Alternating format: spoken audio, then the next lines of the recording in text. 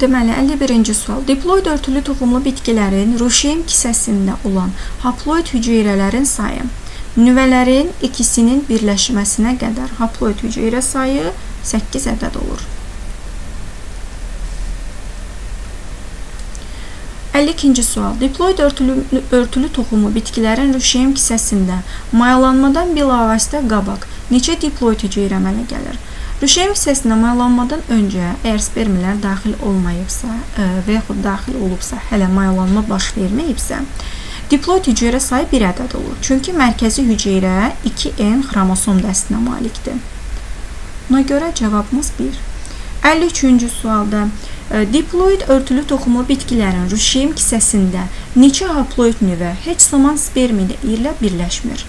5 ədəd haploid nüvə heç zaman birləşmir. Cavabımız C variantı. 54-cü suala baxaq.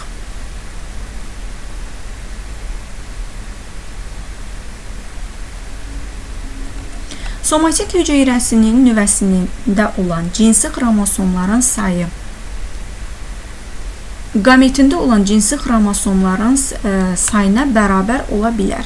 Somatik hüceyrəmizdə iki normalda canlılarda xromosom, yəni cinsiyyət xromosomu olur. Qametdə isə bir dənə. Biz elə bir canlı götürməliyik ki, həmin canlının da diploidində bir xromosom olsun, cinsiyyət xromosomu və qametində də eyni ilə bir cinsiyyət xromosomu olsun ki, bu da güvələrdədir. Belədir, çünki güvələrdə X0 olur xromosomun biri, biri isə XX olur. X0 olduqda bunun deməli somatik hüceyrəsində də bir dənə X gameti olduğuna görə cavabımız güvədir. 45-ci sualda xromosom dəsti heksaploid olan çiçəkli bitkinin ruşeym kisəsindəki yumurta hüceyrənin və mərkəzi hüceyrənin xromosom dəstlərinin cəmi neçəyə bərabərdir? Əgər bu canlının deməli xromosom dəsti haploid, heksaploiddirsə, bunun ruşeym kisəsində yumurta hüceyrəsi, yəni gameti 3N triploid olacaq. Bu yumurta hüceyrəsidir. Mərkəzi hüceyrəsi isə iki hüceyrənin birləşməsindən əmələ gəldiyinə görə 6N olacaq. Olduğu kimi 6N və bunların cəmi bizə 9N verir. 56-cı sualda xromosom dəsti tetraploid olan çiçəkli bitkinin ruşeym kisəsindəki yumurta hüceyrənin və mərkəzi hüceyrənin xromosom dəstinin cəmi neçəyə bərabərdir? Əgər dəsti tetraploiddirsə, bunun qameti 2N olacaq. Deməli, yumurta hüceyrəsi 2N-dir bu canlının. Ancaq mərkəzi hüceyrə iki hüceyrənin yenə də birləşməsindən əmələ gəldiyinə görə 4N olacaq. 4N-in üzərinə biz 2N əlavə etsək, cavabımız 6N. Cavab D variantı. 57-ci sualda bir nüvəli orqanizmlərin ontogenezinin müddəti uyğun gəlir. Deməli, interfazı. Çünki bölünmə baş verən anda onların artıq ontogenezi bitir. Cavabımız B variantı. 58-ci sualda qeyri-cinsi çoxalma zamanı yeni nəsil bir hüceyrəli sporlardan və ya çox hüceyrəli törəmələrdən başlanğıc götürür. Cinsi çoxalmada isə adətən belə nəsil mayalanma nəticəsində əmələ gəlir. 59-cu sualda tozcuq borusu çiçəkdə hansı hissəyə daxil olur? Yumurtacığa. 60-cı sual. Yalnız qeyri-cinsi yolla çoxalan heyvan orqanizmlərində baş vermir. Qeyri-cinsi yolla çoxalanlarda mitoz baş verir, ancaq meyoz bölünmə baş vermir. Bu da cavabımız A variantı. 61-ci sualda həzm kanalı, sidik kisəsi və nəfəs borusunu örtən epiteli ruşeymin hansı təbəqəsindən əmələ gələ bilər? Bu, söhbət burada endoderma qatından gedir. Çünki bunların hər birinin epitelisi endodermadan inkişaf edir. 62-ci sualda hansı orqanların epiteli toxuması mezodermadan əmələ gəlir? Məsələn, qan damarları, limfa damarlarının epitelisi mezodermadan əmələ gələ bilər. Ancaq qida borusu ağciyər bu endoderma mənşəlidir. Ağciyər endoderma mənşəlidir. Dəri bu ektoderma mənşəlidir. Mədə və bağırsaq endoderma, qan və limfa damarları isə mezoderma mənşəlidir. 63-də orqanlardan hansının epiteli toxuması endoderma qatından inkişaf edər? Endoderma qatından bağırsaqların, ağciyərlərin epitelisi, həzm orqanlarının epitelisi aiddir. İndi baxaq burada vena və limfa damarları xeyr, limfa damarları və dəri deyil, ağciyərlərin və sidik hissəsinin bəli, bu ifadə doğrudur. 164-cü sualda. Deməli, 128 blastomerdən ibarət çox hüceyrəli rüşemin əmələ gəlməsi üçün ontogenezin parçalanma mərhələsində müvafiq olaraq neçə uzunluğuna və neçə eninə bölünmə baş vermişdir? Deməli, zigot bir hüceyrəlidir. İlk öncə zigot uzunluğuna bölünür 2 yerə. Sonra bir daha uzunluğuna bölünmə keçirir 4 yerə bölünür. Sonra eninə və uzunluğuna bölünmələr bir-birini əvəz eləyir. 32, uzunluğuna 64 və eninə 128. İndi bizdən neçə uzunluğuna və neçə eninə bölünməni soruşur? 1, 2, 3, 4. 4 uzunluğuna bölünüb, eninə bölünmə 1, 2, 3. 3 eninə. Cavabımız da Y variantıdır. Sonra 64 blastomerdən ibarət olan ruşemin əmələ gəlməsi üçün ontogenezin parçalanma mərhələsində müvafiq olaraq neçə uzunluğuna və neçə eninə bölünmə baş verməlidir? Burada çəkdiyimi eni ilə 64-ə qədər götürəcəyik. Deməli, uzunluğuna bölünmə 64-ə qədər 1, 2, 3, 4 uzunluğuna bölünüb, 1, 2, 2 eninə bölünmə baş verir. Cavabımız A variantı. 66-cı sualda. Öz-özünə tozlanan tetraploid çiçəkli bitkinin, yəni 4 enli bu bitki. Endosperm hüceyrələri hansı xromosom dəstinə malikdir? 4 eninin qametləri 2 en olur. Deməli, bunun spermisi 2 endir. Mərkəzi hüceyrəsi isə 2 hüceyrənin birləşməsindən əmələ gəldiyinə görə 4 endir. 4 enin üzərinə əgər biz 2 en sperminə gəlsək, bu zaman 6 en eləyəcək. Cavabımız A variantı. 67-də diploid bitkinin tetraploid bitkinin tozcuğu ilə tozlanmasından alınan endosperm hüceyrələrinin xromosom dəsti hansıdır? Diploid bitkinin, dişi bitkinin mərkəzi hüceyrəsi də diploid eləyəcək. Ancaq tetraploid bitkinin 4 en, yəni bunun gameti 2 en, spermisi 2 enə bərabərdir. Və bunların birləşməsindən 2 en üzərinə 2 en gəlirik, cavabımız 4 en eləyir. Cavab Y variantı. 68. Xromosom dəsti tetraploid olan çiçəkli bitkinin tozcuğundakı spermlərin xromosom dəstinin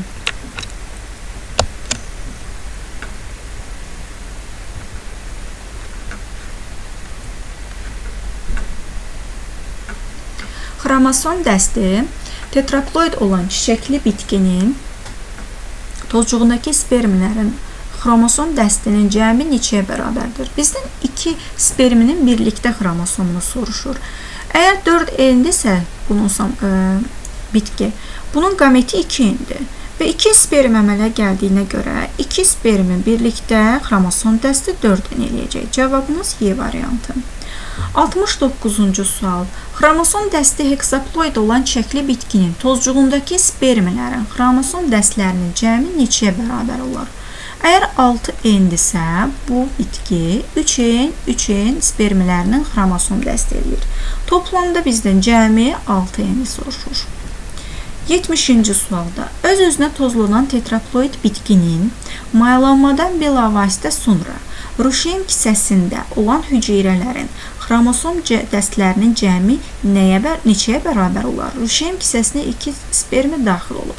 Deməli, əgər 4 endirsə, bundan qamet alsaq 2 en olur. Və bizdən mayalanmadan bilavasitə sonra ruşeym kisəsində olan hüceyrələrin xromosom dəstini deyir. Mərkəzi hüceyrəni və biz endospermi nəzərə almırıq. Burada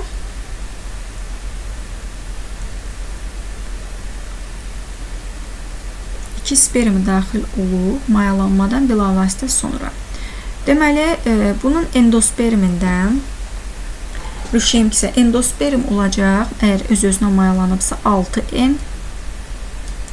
Sonra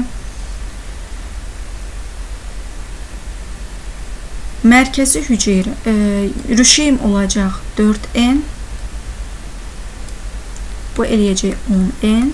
Bu mayalanma nəticəsində əmələ gələn hüceyrələrimizdir. Və 15 ədəd də mayalanmada iştirak etməyən haploid 5 ədəd də mayalanmada iştirak etməyən rüşeym hissəsində olan hüceyrələr var və onların da hər birinin xromosom dəsti 2n'dir. Vururuq 2-yə, cavabımız 10n. Bu 10n ilə bu 10n'i, yəni ümumilikdə olan n'ləri toplayırıq. Cavabımız 20n. 71-ci sualda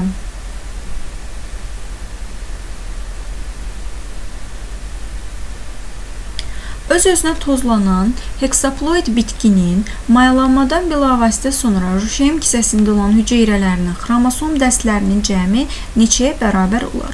Rüşeym kisəsinə 2 spermi daxil olub. Öz-özünə tozlanan bitki deyir. Deməli, bunun ilk öncə biz mərkəzi hüceyrəsini tapmalıyıq. Mərkəzi hüceyrə 6n'dir və 6n'in qametləri 3n'dir də, spermləri 3n, 3n. Mərkəzi hüceyrə 6n'in 3n'li sperm ilə birləşməsindən 9n triploid 9n endospermdir.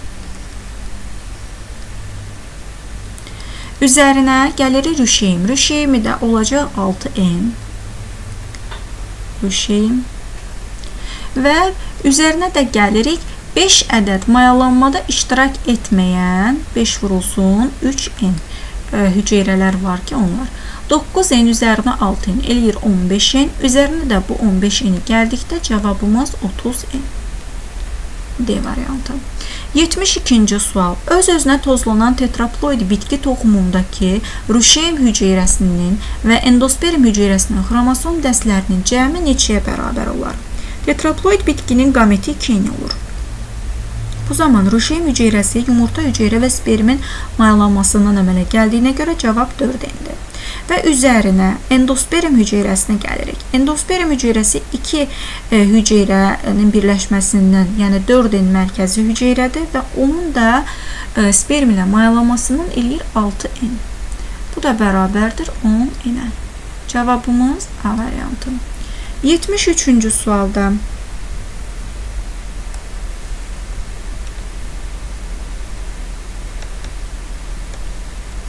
öz-özünə tozlanan heksaploid bitki toxumundakı rüşeymin və endosperm xromosom dəstlərinin cəmi neçəyə bərabər olar? Əgər 6n isə bunun spermisi 3n olacaq. Söhbət spermdən gedir. İndi bizə rüşeymi deyirsə, rüşeym spermin və yumurta hüceyrənin mayalanmasından əmələ gəldiyinə görə rüşeym 6n'dir. Və üzərinə biz endospermi, yəni 9n'i gəlirik. Cavabımız 15n. Y variantı.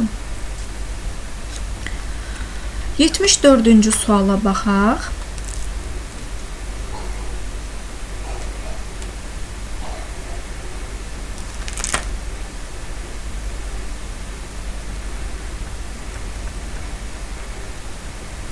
Hansı çiçəkli bitkilərin dişiciyində baş verə bilər?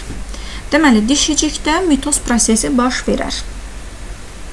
Meyoz prosesi də baş verə bilər. Ana hüceyrə meyoz yolla bölünür. Sonra isə artıq mitoz yolu, yəni karyogenez yolu keçirir.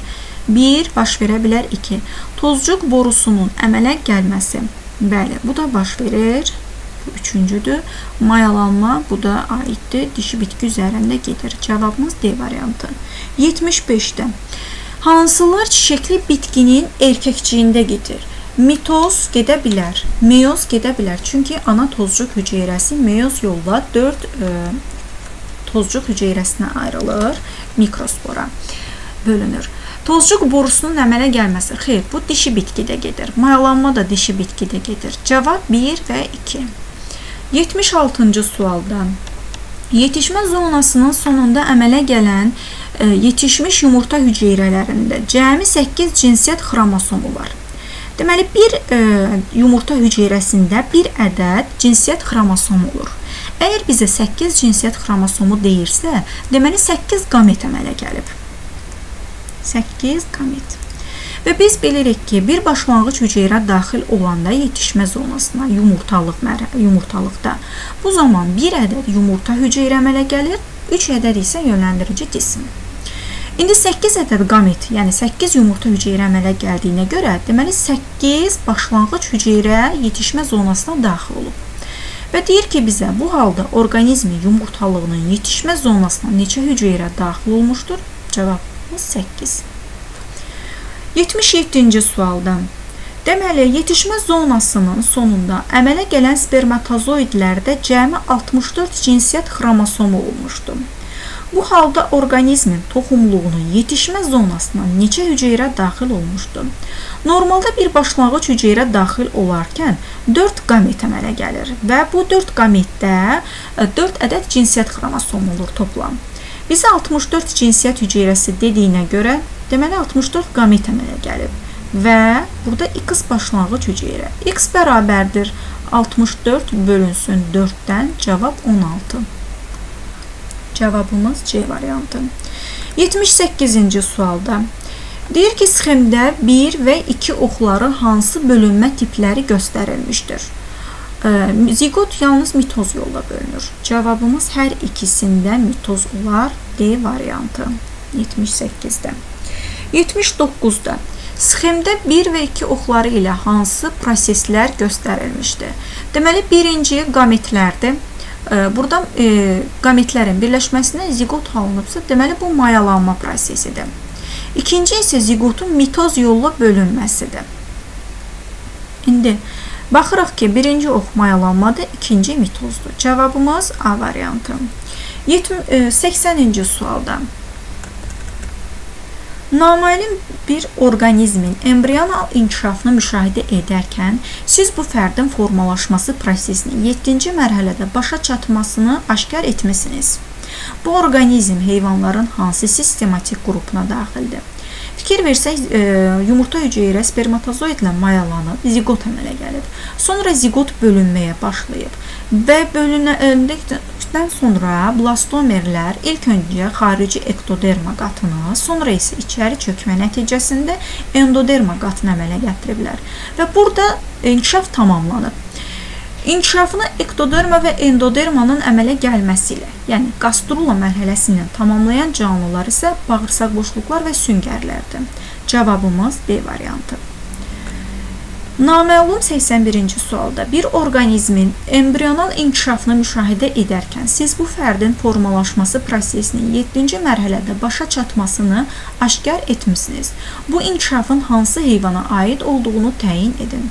Deməli, biz dedim ki, bu bağırsaq boşluqlara aiddir.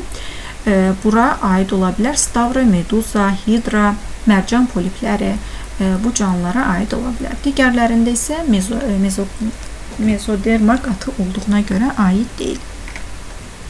82-ci sualda. İlanın yönəldici cisimciyinin xromosom sayı 7-dir. Yəni, bunun haploid xromosom sayı 7-dir. Çünki yönəldici cisimcikdə qametin xromosom sayı bərabərdir.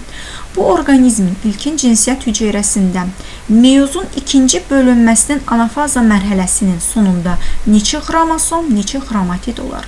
İlk öncə yetişmə zonasına daxil olanda hüceyrə 2N, 4C olur. Və meyoz prosesi keçirir. İkinci bölünmənin anafazasında 2N, 2C olur, düstur. Bizdən anafazanı istədiyinə görə, yəni bu ikinci düsturu istəyir. Burada neçə xromosom olur? 14 xromosom, 14 xromatid. Cavabımız C variantı. Sonra 83-cü sualda Ruşeym kisəsində aşağıda göstərilən işqat mayallama prosesləri zamanı əmələ gələn endospermin xromosom dəstinin zigotun xromosom dəstinə nisbəti neçə olar? Əgər diploid bitkidən söhbət gedirsə, endospermi 3N olur, Ruşeymisi 2N. İndi baxaq cavablara.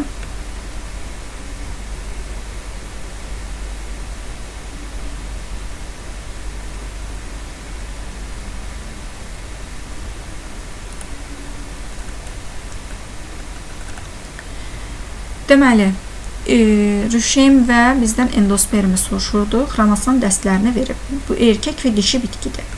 Əgər hər ikisi 2N, 2N-dirsə, deməli 3-ün 2 olur endosperm. 4n-dirsə, baxaq indi 4n-dirsə, o zaman mərkəzi hüceyrə 4n, üzərinə bunun 2n qametini gəldikdə 6n, rüşeym isə yenə 4n olur. Yenə bunu ixtisar aparsaq 3-ün 2-yə qalır. 3-ün 2-yə. 6n olanda deməli 6n mərkəzi hüceyrə, 3n-də sperm, 9n endosperm olur, 6n-də olur yumurta hüceyrə ilə spermin birləşməsinə zigot. Bu zaman bunlar da yenə ixtisar getdikdə 3-ün 2-yə qalır.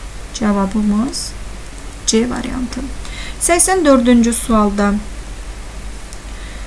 deməli, rüşeym kisəsində aşağıda göstərilən ikiqat mayallama prosesləri zamanı əmələ gələn zigotun xromosom dəstinin endosperm hüceyrəsinin xromosom dəstinə olan nisbəti neçə olar?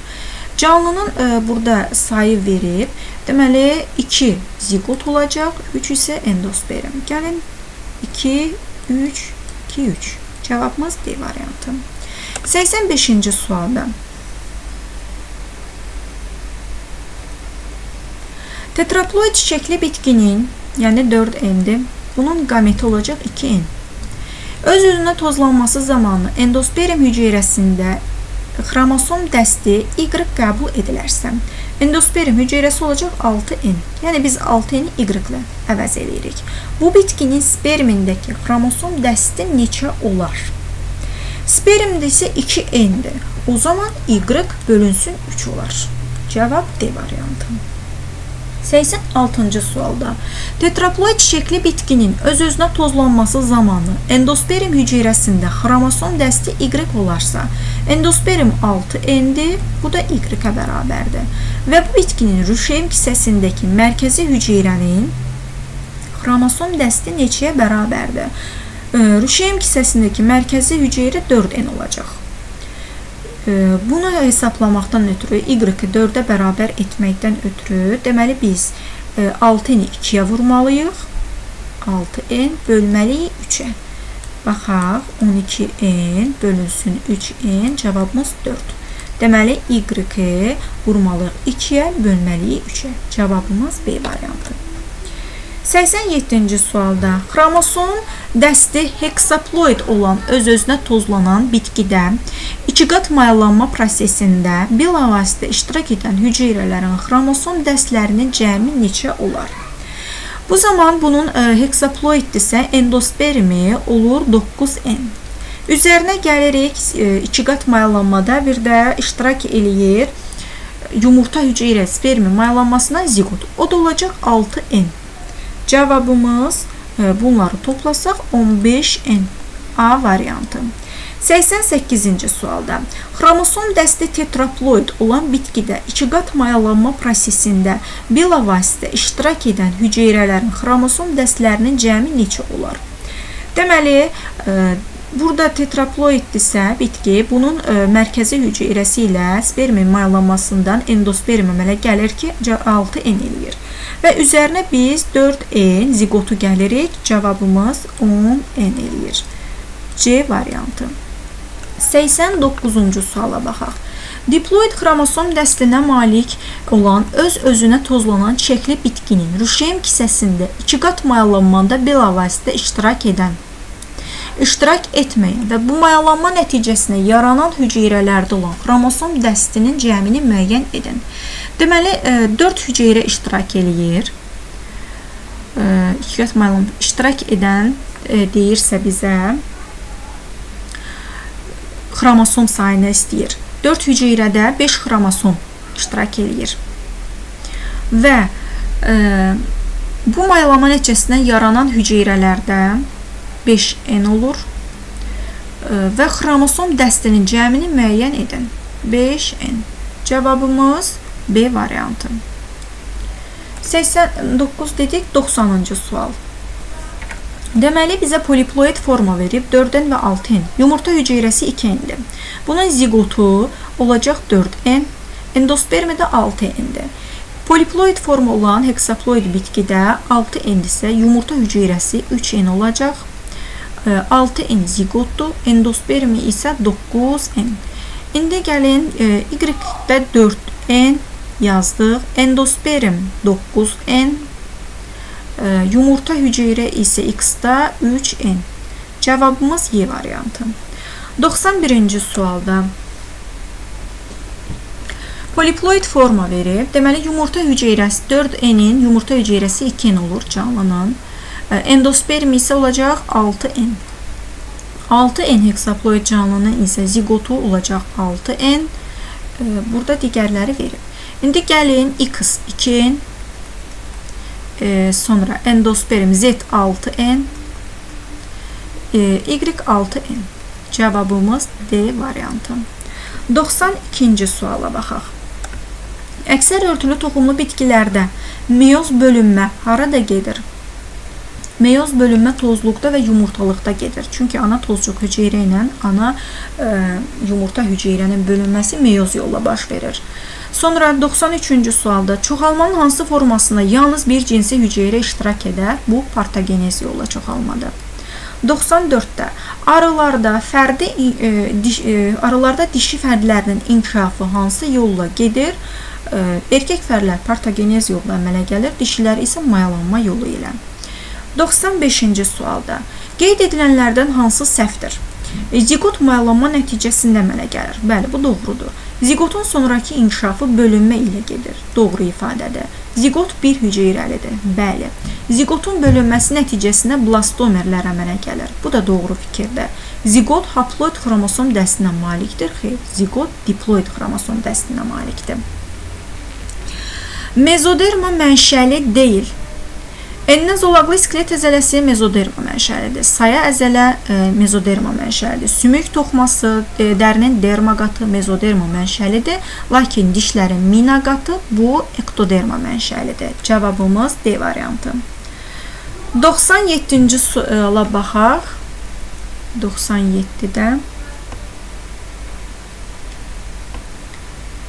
deməli, ektoderma mənşəli deyil. Dişin mina qatı ektoderma mənşəlidir. Dərinin epidermisi ektoderma mənşəlidir. Peyk hüceyrəsi, yəni sinir hüceyrələri də ektoderma mənşəlidir. Sinir toxması da, amma xor da endoderma mənşəlidir. Cavabımız D variantı. 98-də irsi əlamətlərinin qametlər vasitəsilə ötürülməsi mümkün olmayan orqanizmlər, yəni bu canlılar qeyri-cinsi yolla çoxalır. Vəba bakteriyası ola bilər. Hidra amma qametlər vasitəsilə də çoxala bilir. Ona görə çıxdıq. Adi əmöb doğrudur, qeyri-cinsi yolla çoxalır. Vərəm çöpü, siyanobakteriya. Bunlar aiddir. 99-da irsi əlamətlərinin qametlər vasitəsilə ötürülməsi mümkündür. Qametlər əmələ gətirən canlılara aiddir. Adi əmöb burada A variantında aid deyil. Ona görə A variantı düzgün deyil. B variantına baxaq. Hidra doğrudur. Soxulcanda qametlər əmələ gəlir, axplanaridə qamet əmələ gəlir. Ona görə cavabımız B variantıdır. 100-cü sualda zigotun 4 ilk bölünməsi nəticəsində neçə blastomer əmələ gəlir? Bir hüceyrə bölünür 2, ikisi bölünür uzunluğa 4-ə, 4-ə eninə bölünür 8, 8-i bölünür 16. İndi 4 ilk bölünmə 1, 2, 3, 4. 4 bölünmədən sonra 16 hüceyrə əmələ gəlir. Cavabımız D variantı.